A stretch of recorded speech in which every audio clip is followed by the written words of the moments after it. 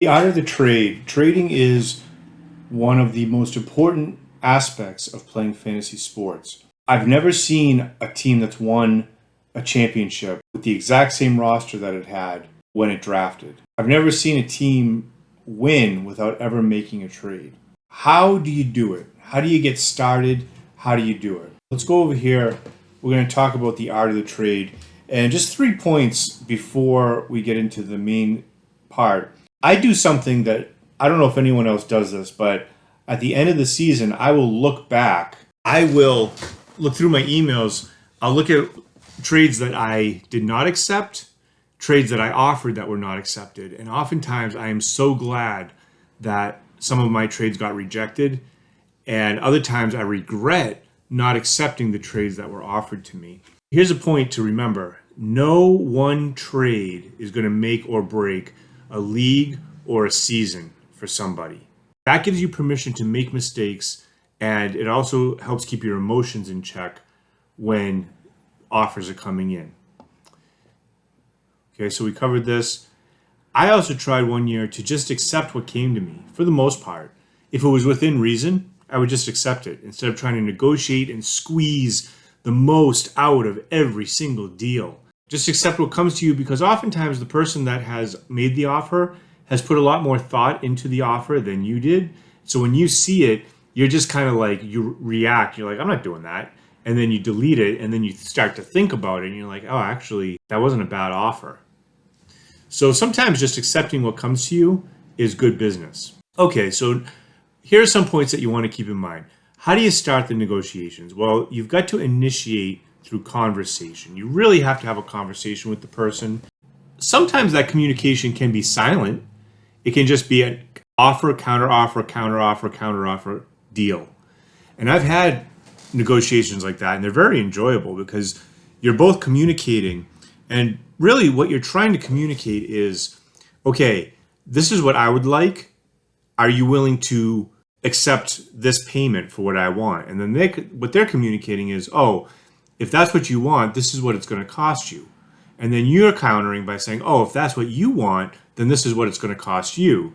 And you could just have a communication that way without anyone ever speaking a word. I actually prefer that because I think so much energy is wasted on letting the other person know what a bad offer it was. Who cares? Just if it doesn't meet your evaluation, just offer something back that does. Stop trying to defend that you are not an idiot and that you know how to play fantasy football and that you're not going to make me look stupid. You're not going to rip me off. Just make a counteroffer. It really helps if you can talk to the person and say, hey, would you do this deal? Then they would say, oh, no, because I actually think that guy has a lot of upside, so I'd like to hang on to him. Or some people, I love the one where they say, I'm not looking to move that guy. Well, listen, I'm not looking to move my guy either. I don't necessarily want to trade a first-round pick, or I don't necessarily want to trade Jonathan Taylor. That's not how the world works. You don't just do deals when you're just looking to get rid of something. And we'll get into the different types of personalities that you trade with, because that reminds me of one of them. People have no idea how you evaluate things, and how you have no idea how they value things. So someone has to throw out the first offer and kind of make themselves vulnerable. What you're trying to do with the trade is you're trying to have something of value be acquired by both sides. I hate when I hear people say, well, I got the best player in the deal, so I'm happy with it. They always have to win the deal. Always have to win the deal, win the deal, win. What's wrong with having a win-win situation? Why do you always have to screw over the other person? That is something that I just really despise in fantasy sports. I got the best player in the deal. Well, that's subjective. Because who's better, Jonathan Taylor or Kenneth Walker right now?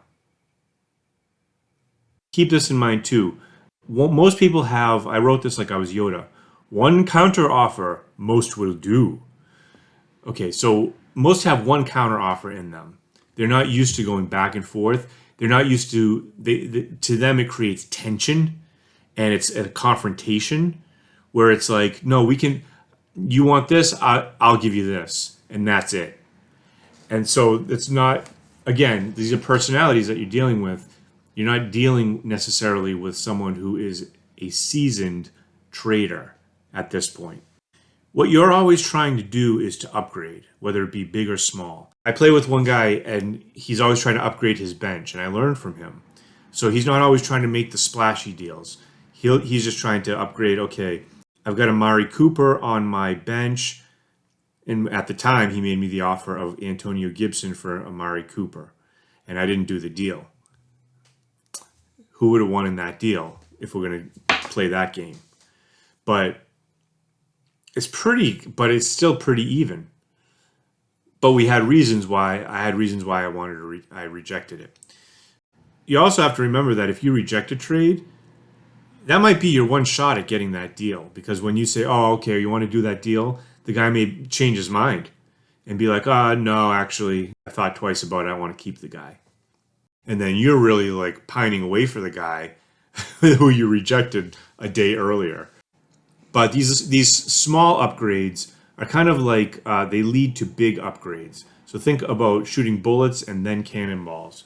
So if you can upgrade 3 different guys on your bench, or maybe a lower position guy, a lower grade guy in your starting lineup, you can combine these and now consolidate them into one stud player. You take a Kareem Hunt and you could upgrade him to a Michael Carter, who then you could combine, and if you do that with 2 other players, you could combine them to get a Kenneth Walker or maybe a Derrick Henry later on in the season. It's going to take you some time and you need patience to do it, but it's a winning strategy. The thing that you're trying to do is you're trying to acquire capital.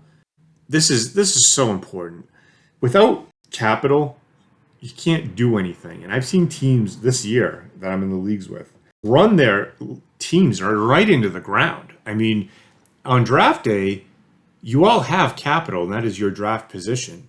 So you would think that the guy who has the number 1 draft slot has the most capital. I would say that your first 4 slots probably carry the most capital, and then the next most important slot is the last slot, whether it's a 10 or a 12-man league, because you have control when you're picking 2 picks in a row. So in a 12-man league, even if you're at number 11, there's 2 picks in between your picks. So you don't know who the guy's going to take. So you're like, do I take this guy first or I take this guy? And then he snags the guy you really wanted. I would say in like a 12-man league, positions 6 through 10 are kind of like no man's land. So you have to have a really, really spot-on draft. A draft is where you acquire your capital to start the season. And then you get it through free agency, and then you get it through trading. You have to be smart in all 3 of those. But as you do that, as you keep making good trades, your capital increases, and now you can be choosier and choosier and choosier, and you're less desperate. And there's an expression that someone used, the rich keep getting richer, and it got me thinking about this because someone traded me McLaurin for like two low round picks for the next year. And he said, oh man, the rich keep getting richer. But it's because over the weeks, some of the teams in the league have run themselves out of all their assets. They have no future. They have no presence. It's kind of sad because they're just going to be in mediocrity. I mean, one of the teams has Patrick Mahomes, but he basically just sacrificed him because he's going to have to sell him to get his team. He has no picks for the next 2 years. And he's a 500 team. So he's just going to stay in mediocrity for the next 2 years unless he's starting from the ground up. So as you continue to gain capital, it's just a compounding effect where you're going to keep acquiring more and more capital if you're smart about it. You're going to keep making smarter and smarter deals. Here's the goal. I mean, obviously the goal is to win the league.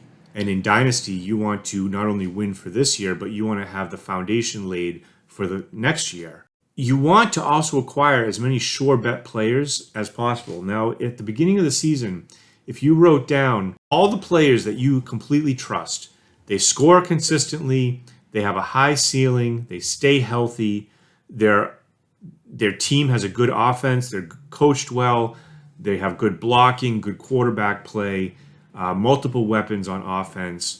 they are just a sure bet. You would never take them out of your lineup for any reason. Matchups, doesn't matter. I think if you wrote down all those players, you would be hard-pressed to get to 20 players. So you're trying to acquire as many top 20 players in your mind, in your evaluation, by the end of the season without sacrificing your future. That's the skill. And then somewhere around the halfway point in the season, you're going to have to decide if you're a buyer or a seller. Do you have a chance at the playoffs? If you do, then you're most likely going to be a buyer. You're trying to buy those pieces that's going to put you over the top. If you realize that your season's lost and it's time to start rebuilding for next year, then you're going to be a seller, and you're going to be trying to acquire youth, and you're going to be trying to acquire sleepers and those with upside and picks, most importantly. If you have a chance to go all in, if you have a chance to win the league, I say every single time, go all in. If you got to trade 3 prospects for that top guy, if someone has a Mahomes or an Allen or a Taylor, McCaffrey, or a Jamar Chase or a Jefferson, and you can trade 3 of your prospects, maybe you trade Drake London, Chris Olave, and Garrett Wilson for Jamar Chase. I would do that in a second because he's established. He's on a good offense. He's one of those players that would be on my top 20 that I can count on every single week. Do it. And don't even think twice about it. So this is the art of the trade. These are some of the things to keep in mind. Join me in the next video where we're going to discuss how to begin the opening talks. The next video we'll talk about how to negotiate, and then we'll talk about how to close the deal in a final video. Thanks for watching. I'll see you in the next one.